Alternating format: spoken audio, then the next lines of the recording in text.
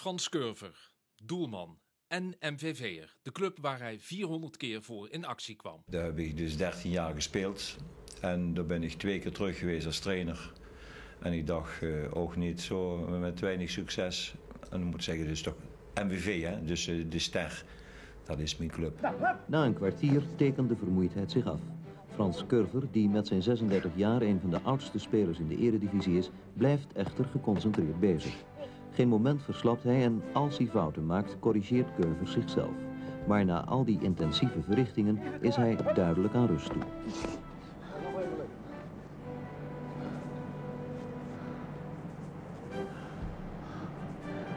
Ik wou nooit geen keeper meer. En zo werd hij trainer, bloedje fanatiek, net als doelman, maar wel succesvol. Te beginnen bij Fortuna Sittard, met wie hij in 1982 promoveerde. Ik ben dus hier gekomen, die hadden ze 13 jaar zitten te haspelen om in de eredivisie te komen. En het eerste jaar dat ik kwam, speelde weer in de eerste divisie verschrikkelijk mooi. Ook veel publiek toen. Tweede jaar promoveerde weer.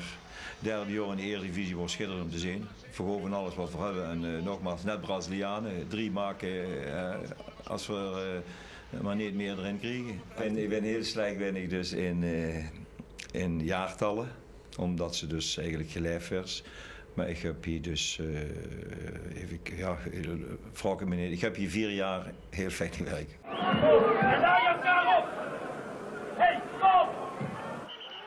Frans Curver, bezeten langs de lijn in conclaaf met scheidsrechters, tierend op zijn spelers, het uiterste eruit persend.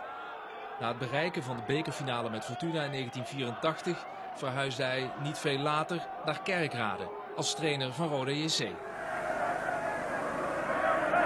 En dat is een rare man. Waarbij Curver zegt van ik wil hier weg. Terecht. Hij loopt hier nu ook het veld in. Hij krijgt een klap op zijn kop.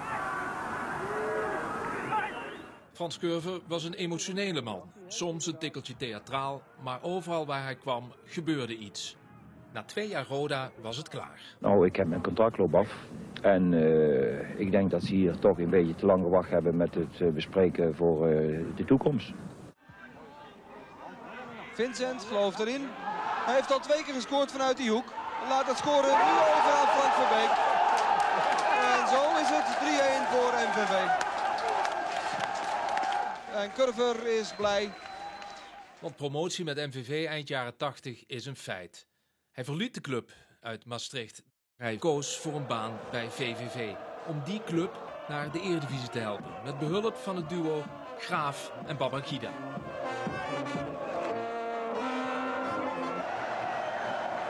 Die promotie in Venlo kwam er. En Frans Curver was het grootste feestnummer.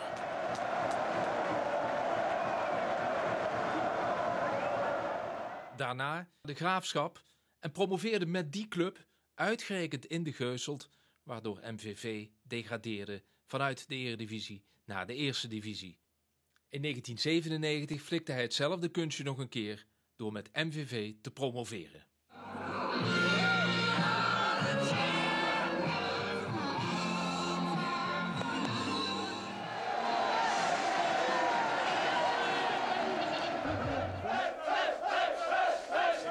Als je wil, MVV, kom gewoon op de eerste plaats te slot. Jochee! Dat is het laatste die zou doen.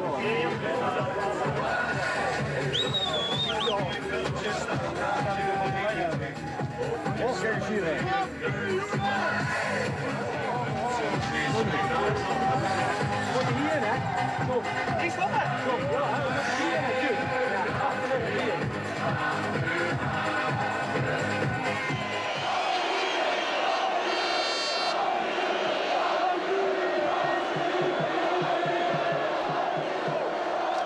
Meneer Curver, realiseert u wat je hebt losgemaakt hier in Maastricht?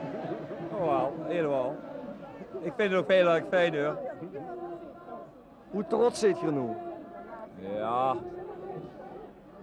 Ik heb je net in de bus gezien, je zit best blij. Ja, ik ben natuurlijk blij. Maar je leert het heel duidelijk zien. Is waar. Ik vind het fijn allemaal. Had je gedacht dat je dit zou losmaken in Maastricht? Ik bedoel, het lijkt wel of Ajax Europa Cup heeft gewonnen. Ja, ik zie het wel. Ik ben geen blinde. Ik vind ook een fijne knie toch van. Maar ik moet het toch opslaan hoor. Ja. Zo op is toch van om 12 9 een last van me afgevallen hoor. Ja, en het is allemaal wel fijn. Maar twee dingen tegelijk geen niet. Dus ik moet alles een beetje relativeren nu hè. Vorig jaar zei je tegen mij, MVV met zo'n traditie, met zo'n statuur, toes in de eredivisie. Er is graag een discussie over mogelijk. Nee, dat ik ook. Zo is het ook. Ja. Zo is het ook. Ik vind het, hier gebeurt alles in Maastricht. We hebben alles in Maastricht. En we zitten een beetje in de eerste divisie te ballen. Nou, dat mag niet. Maar we moeten wel uitkijken dat het niet meer gebeurt. Eind jaren 90 met MVV in de eredivisie. Misschien wel een droom voor Curver die uitkwam. En dus was er in interviews altijd wel tijd voor een klein grapje. Wat zou het veel willen? Ja, een vrouw met dikke billen, maar die heb ik. En gaf hij openlijk een inkijkje in de strijdwijze hoe de komende tegenstander aan te pakken. Kijk, we weten dus dat de rover geblesseerd is. Dat is die Belgische internationaal, die staat achterin.